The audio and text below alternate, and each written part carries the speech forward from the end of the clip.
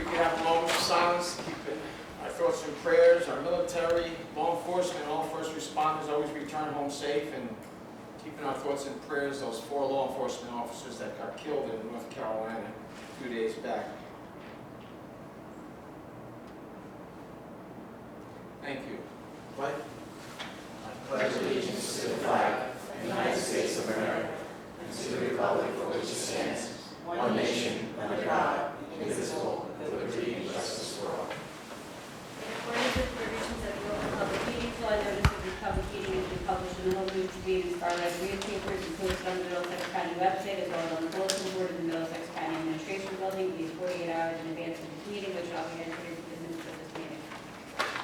Roll call. County Commissioner Escobar-Barber. Here. County Commissioner Kenny. County Commissioner Koppel. County Commissioner McCollum. Yes. County Commissioner Nara. Yes. County Commissioner Tamara.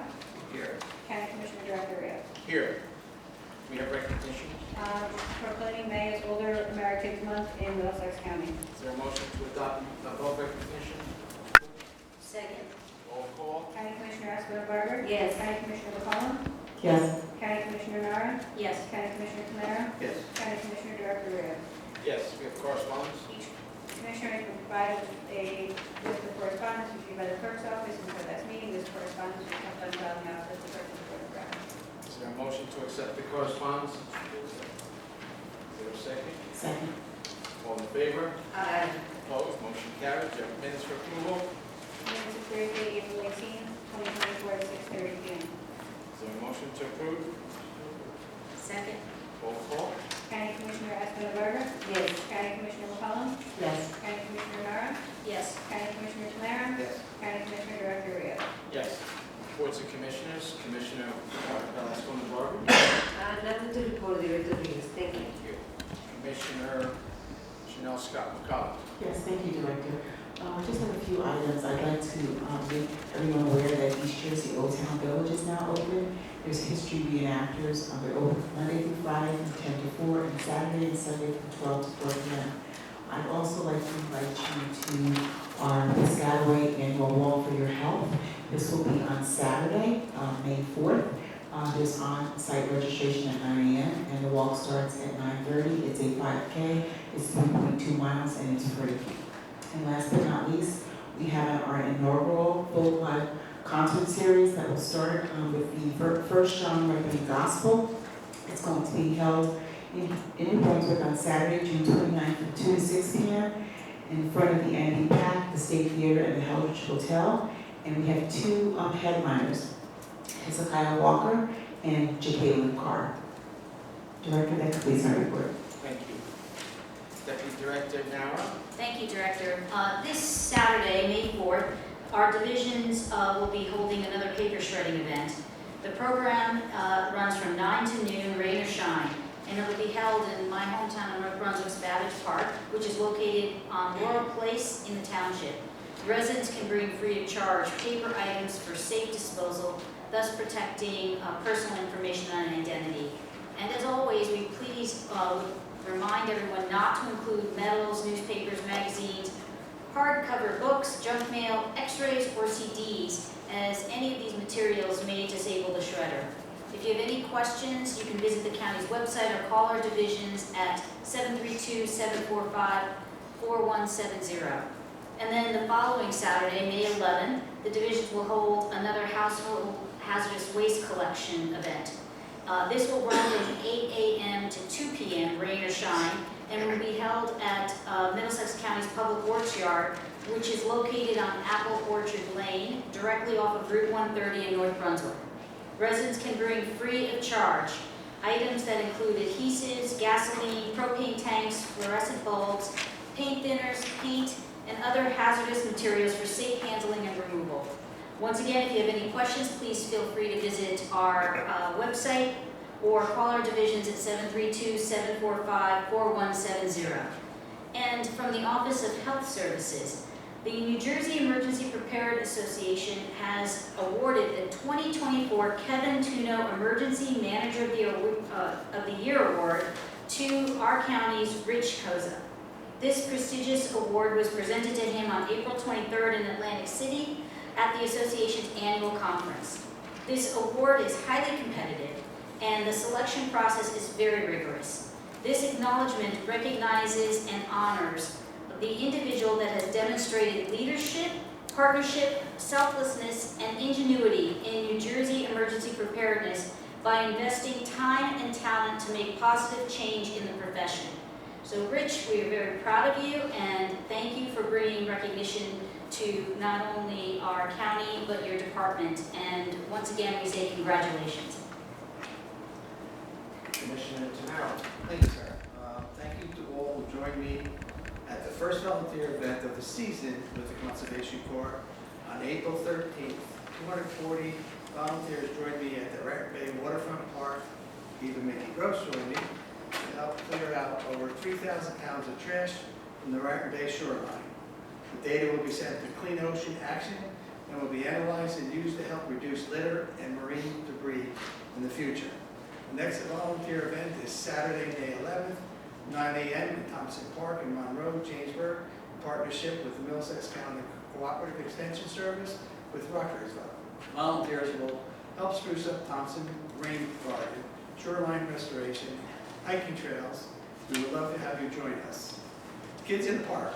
If you have a child who has an interest in theater, I recommend checking out our Kids in the Park and Teens in the Park programs. These summer theater workshops are held at Warren Park Amphitheater in Woodbridge. Kids in the Park will be putting on a production of Willy Wonka Jr. and Teens in the Park will be working on The Addams Family. Registration is open now and detailed information can be found on our website. The Middlesex County Office of Parks and Recreation, the Office of Health Services are hosting a pancreatic cancer co-ed softball tournament on Saturday, May 18th.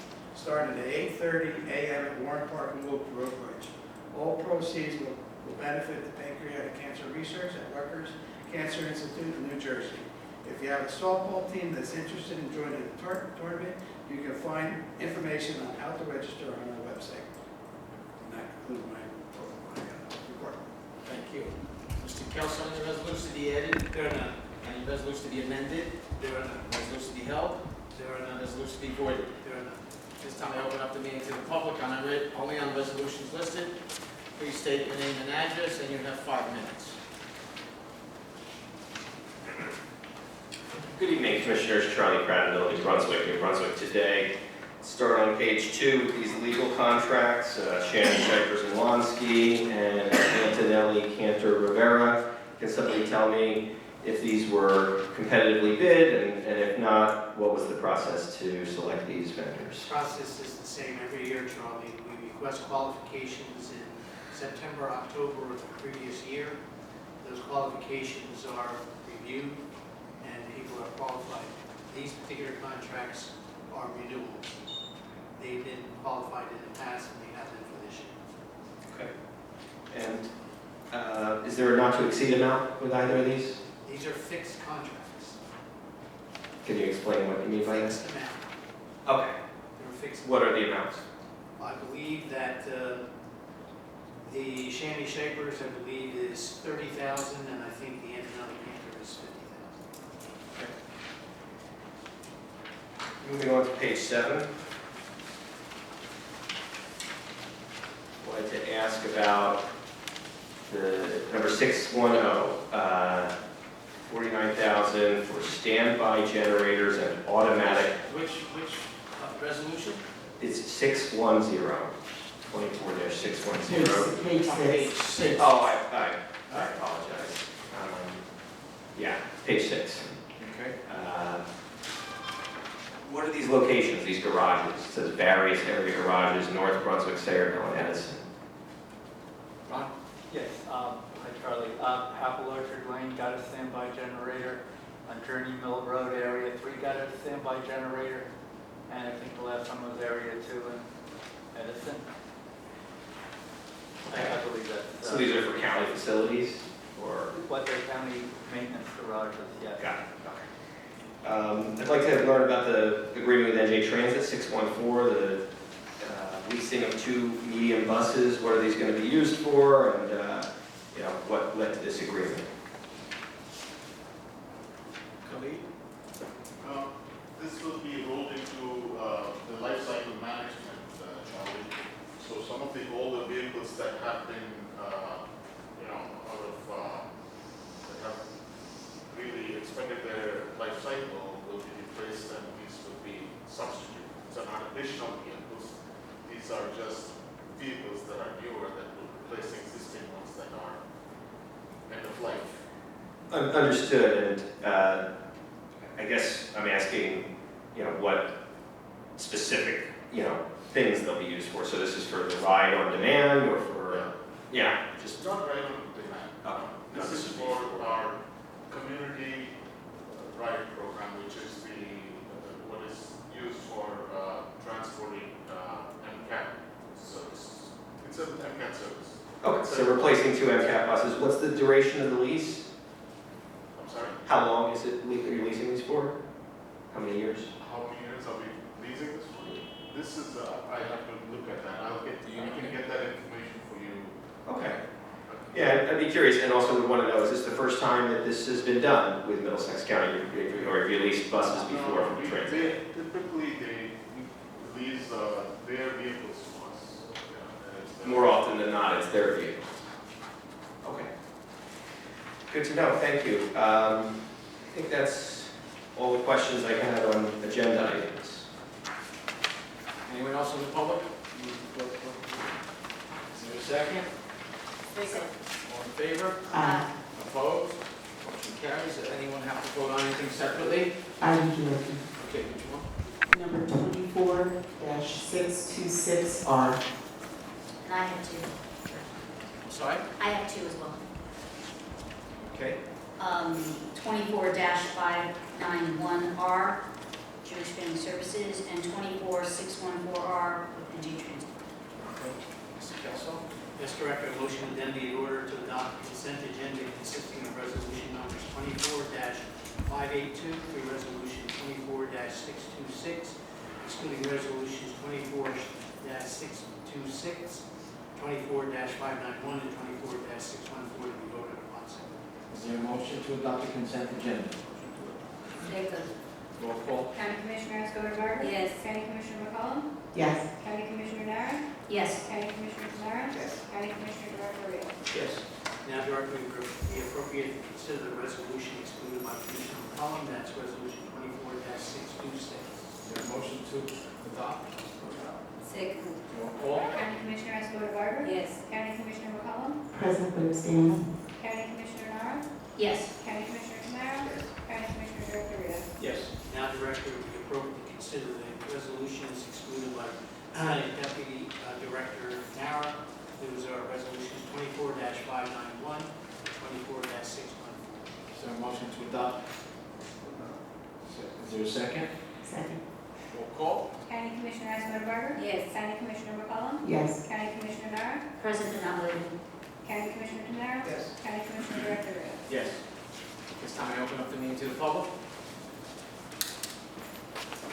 Please state your name and address, and you have 5 minutes.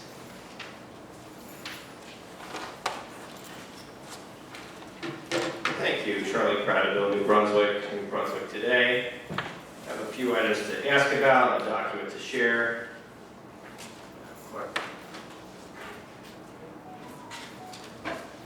So I'm going to ask again about crash deaths. Unfortunately, 25 lives lost in Middlesex County just this year.